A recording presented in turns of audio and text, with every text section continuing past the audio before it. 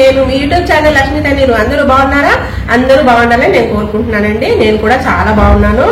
అయితే మన ఛానల్లో నేను పెట్టినటువంటి వీడియోలలో ఏరువాకు కోపు గురించి వివరించి పెట్టాను. అలాగే 4 స్తంభాల కోపు గురించి కూడా వివరించి పెట్టాను. అలాగే వేరే గ్రూప్ వారు వేసినటువంటి జడకోపు గురించి కూడా వివరించాను.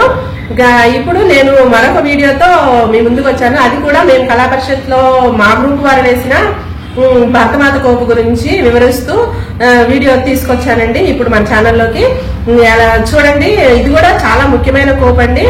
చాలా బాగా అందంగా ఉంటుంది. దానికి తగ్గట్టుగానే మేము అందంగా వేసాము. గురువు గారు ఒక అందమైన పాటతో ఈ కోపు మా చేత వేయించారు. వివరంగా వీడియోలోకి వెళ్దాం పదండి.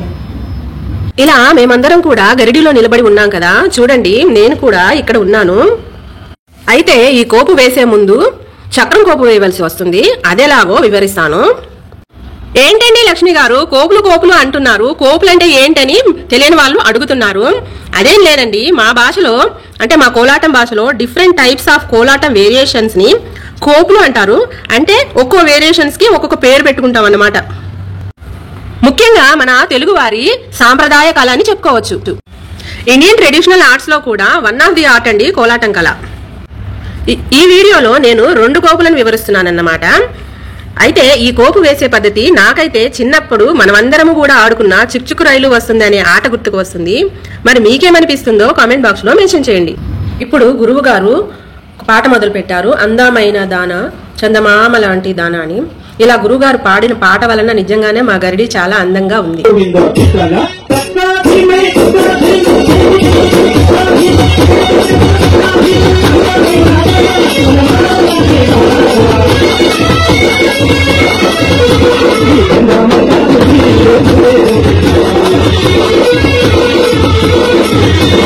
ఇలా చూడండి, నేను ఈ వీడియోలో చూపిన విధంగా మ్యూజిక్ స్టార్ట్ అవ్వగానే అందరూ కూడా గరిడిలో నిలబడిన వారు తమ కుడి కాలిని ముందుకు పెట్టి ఒక చిటిక ముందు భాగాన వేసి అదే కాలిని వెనకకు పెట్టి ఒక చిటిక పై భాగాన వేస్తూ అందరూ కూడా ఎంత లయబద్ధంగా అందంగా గరిడిలో ఉన్నారో చూడండి.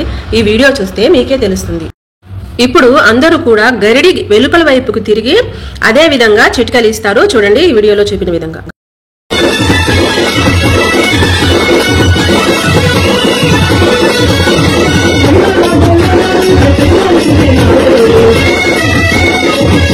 అలా చిటికలు ఇస్తూ ఉండగానే మ్యూజిక్ ఊపందుకుంటుంది. అప్పుడు అందరూ కూడా గరిడిలోకి వచ్చి ఇలా ముందుకు కొనసాగుతారు. చూడండి, అలా గురువు గారు పాట పాడుతూ ఉండగానే మేమందరం కూడా ఈ విధంగా ఎస్ ఆకారంలో ఫామ్ అవ్వడం జరుగుతుంది. ఈ వీడియోలో చూపిన విధంగా చూడండి, ఒకరి వెనక ఒకరు ఎలాగా గురువు గారిని ఫాలో అవుతూ కాలు ముందుకి వెనకకు వేస్తూ చిటికలు 2 చిటికలు కింద పైన చిటికలు ఇస్తూ అలా ముందుకు కొనసాగుతూ ఉంటాము. ఒకరి వెనక ఒకరము ఎలాగా వెళ్తున్నామో చూడండి. ఈ విధంగా వెళ్ళి అందరం కూడా ఎస్ ఆకారం వచ్చేంత వరకు, గరిడిలో ఉన్న అందరూ కూడా ఎస్ ఆకారం ఫామ్ అయ్యేంత వరకు మేము కూడా ఒకరి వెనక ఒకరు చిటికలు వేస్తూ ఉంటాము. అలా వెళ్తూ ఉండగానే మ్యూజిక్ బాగా ఊపందుకుంటుంది. గురువుగారు హుషారైన పాట పాడతారు. ఇక్కడ అందరం కూడా ఆ పాటకు తగ్గట్టుగా మ్యూజిక్ కి వేగానికి తగ్గట్టుగా అందరూ నడుములు ఊపుతూ జడలు ఊపుతూ ఎంత అందంగా వేశారో చూడండి.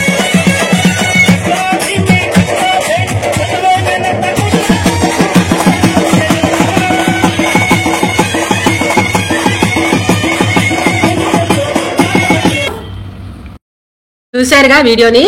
మహిళలందరూ కూడా ఎంత అందంగా దశాకారంలో ఫామ్ అయ్యామో. ఇంతవరకు వేసింది చక్రం కోపు అంటారు. ఇక్కడ నుంచి దీని కంటిన్యూషన్ గా భరతమాత కోపు వేయాల్సి వస్తుంది.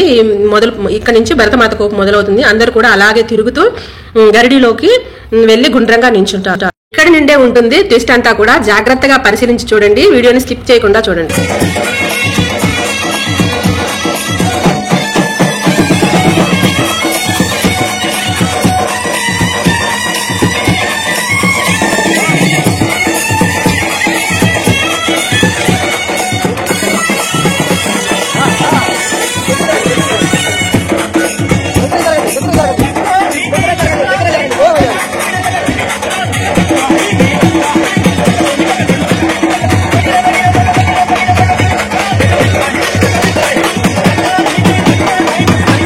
ఈ వీడియోలో చూపిన విధంగా తిరిగి అందరూ కూడా గరిడిలోనికి వచ్చి గరిడీల చుట్టూ ఇలా నిలబడతారు. ఈ వీడియోలో చూపిన విధంగా చూడండి.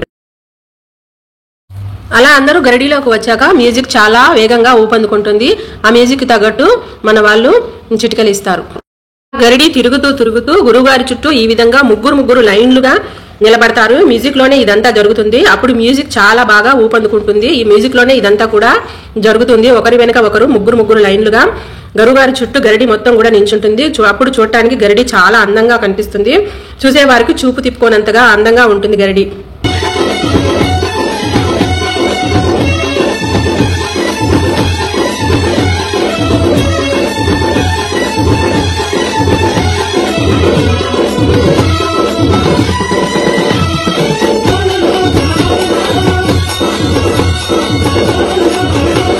గురువు గారు ఇక్కడ ఒక ఎమోషనల్ సాంగ్ పాడారు. ఎమోషనల్ అనొచ్చు, డివోషనల్ అనొచ్చు. కానీ ఈ సాంగ్కు మాత్రం చాలా స్లోగా వేయాలంట చిటికలు. సార్ ముందే చెప్పారు మాకు. అలా చిటికలు స్లోగా వేయడానికి మేము ప్రిపేర్ అయ్యాం ముందుగానే. అది ఏ విధంగా వేసామో చూడండి.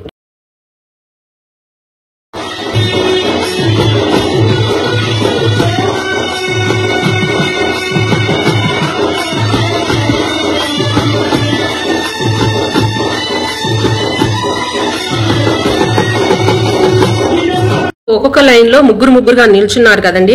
ఈ నిల్చున్న వారిలో ఇద్దరు మాత్రమే నిల్చుని ఉండాలి.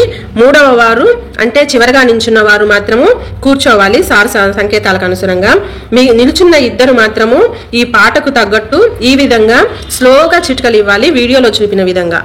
పాట పూర్తవగానే గురువు గారు విజిల్ వేస్తారు. అప్పుడు కూర్చున్న వారు కూడా మూడవ మనిషి కూడా లేచి నిలబడవలసి వస్తుంది.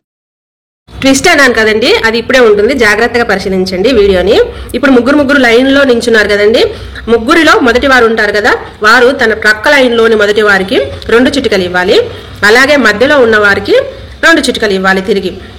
ఇప్పుడు మధ్యలో ఉన్నవారు రెండవ పర్సన్ మాత్రము వెనక్కి తిరిగి ఉంటారు.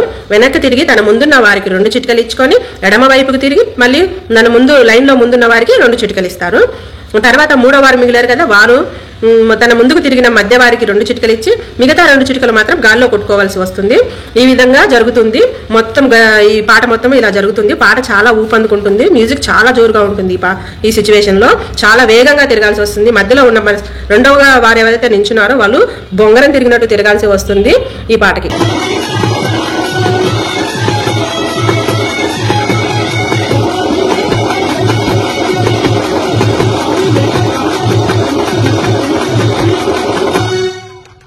ఈ విధంగా అయితే మేము వేసిన చక్రం కోపు వచ్చి భరతమాత కోపు వద్ద ముగిసింది. చూశారు కదా ఫ్రెండ్స్, ఇదే భరతమాత కోపు అంటే. మీకు నచ్చినట్లయితే లైక్ చేయండి, షేర్ చేయండి మరియు సబ్స్క్రైబ్ చేయండి. మీ సలహాలు సూచనలు ఏమైనా ఉంటే కామెంట్ బాక్స్ లో మెన్షన్ చేయండి. ఇట్లు మీ యూట్యూబ్ లక్ష్మి తన్నీరు.